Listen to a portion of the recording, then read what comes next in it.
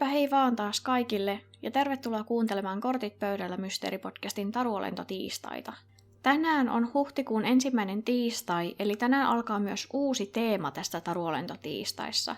Viime kuussa käytiin läpi niitä japanilaisia taruolentoja ja tässä kuussa ajattelin sitten keskittyä meksikolaisiin taruolentoihin. Tämä meksikolainen kulttuuri on tosi rikasta ja heillä on tosi paljon mielenkiintoisia taruolentoja. Ja tähän ihan ensimmäiseen jaksoon mä oon valinnut tällaisen olennon kuin Ahuizotl tai Ahuizotl. Tää on vaikea lausua, niin se kirjoitetaan A, H, U, I, Z, O, T, L. Mä tuun tässä jaksossa tästä eteenpäin kutsumaan tätä vain olennoksi, koska tää lausuminen on liian vaikeeta. Mä muuten rupean sönköttää joka välissä. Mutta eiköhän mennä itse asiaan. Se on asteekkien mytologiassa esiintyvä legendaarinen olento, jonka kerrotaan houkuttelevan ihmisiä kuolemaan. Sen nimi tarkoittaa vesikoiraa tai piikikästä vesiolentoa. Näiden asteekkien 8. hallitsija Ahuizotl käytti olentoa symbolinaan ja myös nimesi itsensä tämän olennon mukaan. Tämän hallitsijan kerrottiin olevan sadejumalten ystävä.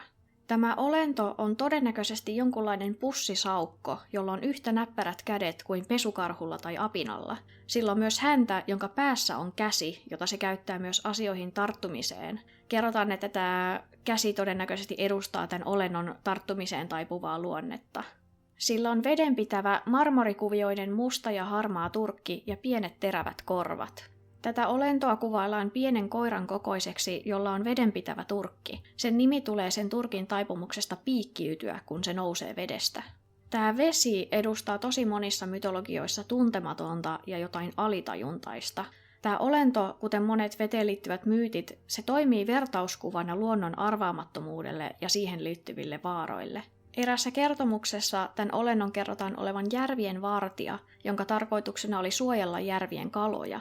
Muissa versioissa jumalat lähettivät sen keräämään haluamiensa kuolevaisten sieluja. Läheisen yhteyden vuoksi vesijumaliin tämän olennon uhrien sanottiin päätyvän Tlaloc-jumalan paratiisiin. Tämä Tlaloc on asteekkien uskonnossa sateen jumala. Tämän olennon kerrotaan elävän syvissä vesilammikoissa tai luolissa. Näköhavaintoja on raportoitu enimmäkseen Texcocojärven alueelta, vaikka muutamia on raportoitu jopa oletetun asteekkivaltakunnan rajojen ulkopuolelta. Useimpien kertomusten mukaan tämä olento nappasi ihmisiä veden ääreltä syödäkseen heidän silmänsä, kynnet ja hampaat. Joskus nämä vesijumalat valitsi tämän olennon uhrin, koska tämä kantoi vääränlaisia jalokiviä. Tässä asteekkien uskonnossa tietyt jalokivet oli pyhiä näille vesijumalille, esimerkiksi jade. Ja jos henkilö kantoi yllään tai muuten vaan mukanaan tämmöisiä jalokiviä, joita pidettiin jollakin tavalla sopimattomina näille vesijumalille, niin se saattoi selittää sen, että miksi tämä ihminen kuoli niin kuin veden aiheuttamana.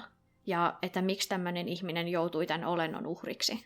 Se luultavasti johtui sit siitä, että hän kantoi niin kuin vääränlaisia jalokiviä. Ja sitten nämä jumalat ajatteli, että toi jotenkin niin kuin häpäisee meitä, niin se sitten kuolee vedessä tai joutuu tämän olennon uhriksi. Vaihtoehtoisesti jotkut kalastajat väitti, että tämä olento uhkasi upottaa heidän veneensä, jolleivät he tarjoaisi osaa saalistaan tälle olennolle. En sitten tiedä, että miten tämä uhkaus on niinku käytännössä tapahtunut, kun tässä ei mainittu, että se osaisi mitenkään niinku viestiä ihmisille, tai että se osaisi puhua tai mitään. Mutta ehkä se uhkailu on tullut sit siitä olennon kehon kielestä, niin kuin eläimillä yleensäkin. Jos tämä olento ei ollut onnistunut saamaan ihmistä kiinni hetkeen, niin sillä oli 2 tapaa, jolla se houkutteli näitä uhreja veteen. Se saattoi houkutella ihmisiä kuolemaan imitoimalla ihmisvauvan itkulta kuulostavaa huutoa, tai sitten hukkuvien ihmisten huutoja. Se saattoi myös saada kaikki vesistön sammakot ja kalat nousemaan pintaan, mikä toi kalastajat veden äärelle. Kerrotaan, että tämä olento käytti sitä hännän päässä olevaa kättä saaliin nappaamiseen.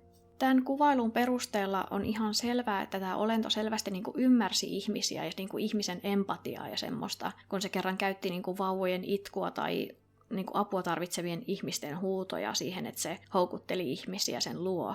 Niin vaikka se ei välttämättä osannut viestiä, mutta se selvästi ymmärsi ihmisen luonnetta ja miten käyttää sitä hyväkseen.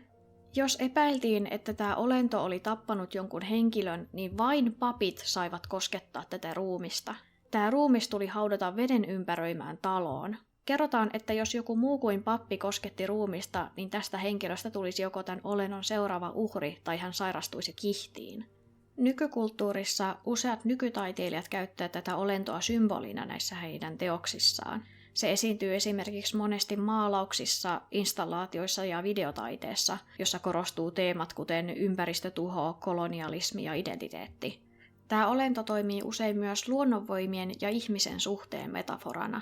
Tämä olento mainitaan useissa fantasiakirjoissa ja mytologiaa käsittelevissä teoksissa, joissa se toimii joko hirviönä tai sitten luonnonvartijana. Sitä näkyy myös videopeleissä ja elokuvissa, ja esimerkiksi Dungeons & Dragons roolipelin universumissa siitä on myös oma versio.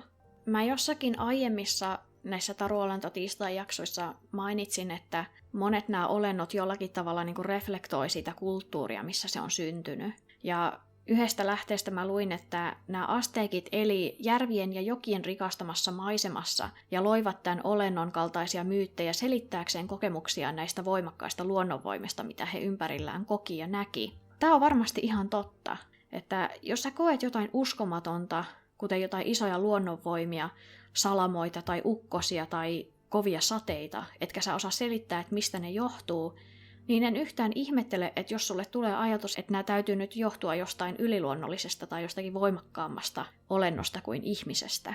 Ja yhdessä lähteessä kerrottiinkin, että tämmöiset myytit auttaa yhteisöjä selittämään luonnonilmiöitä, jotka muuten saattaisivat olla käsittämättömiä. Tällaiset myytit täyttää tämmöisiä psykologisia tehtäviä, millä ne auttaa ihmisiä käsittelemään pelkojaan ja epävarmuuksiaan. Tämän Auisalotin kaltaisia olentoja käsittelevät tarinat tarjoaa keinon kohdata luontoon liittyvää ahdistusta, ja tämmöiset yhteiset uskomukset ja yhteisöllinen tarinankerronta tuovat lohtua ihmisille silloin, kun he kohtaavat tämmöisiä jaettuja pelkotiloja.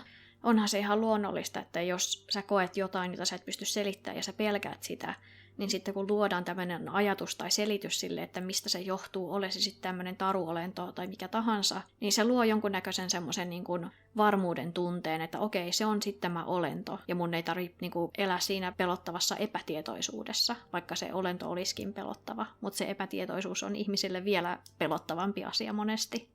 Tämä olento edustaa Meksikon rikkaita tarinaperinteitä, ja se on kulttuurinen ylpeyden aihe ja muistutus maan esikolumbiaanisesta historiasta.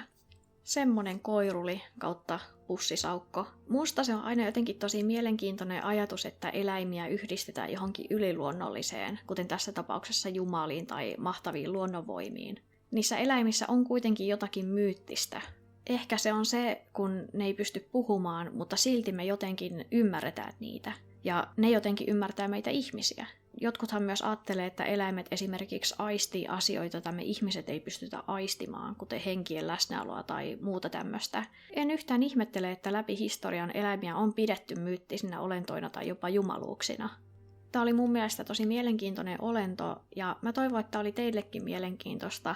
Jos haluat, niin voit laittaa arvostelun Spotifyssa, ja halutessasi voit myös ehdottaa, että mikä teema otetaan ensi kuussa aiheeksi. Kommenttia voi laittaa vaikka Spotifyssa tai YouTubessa tai vaikka @kortitpöydällä Instagramissa. Kiitos kun kuuntelit, me kuullaan taas ensi jaksossa. Moikka!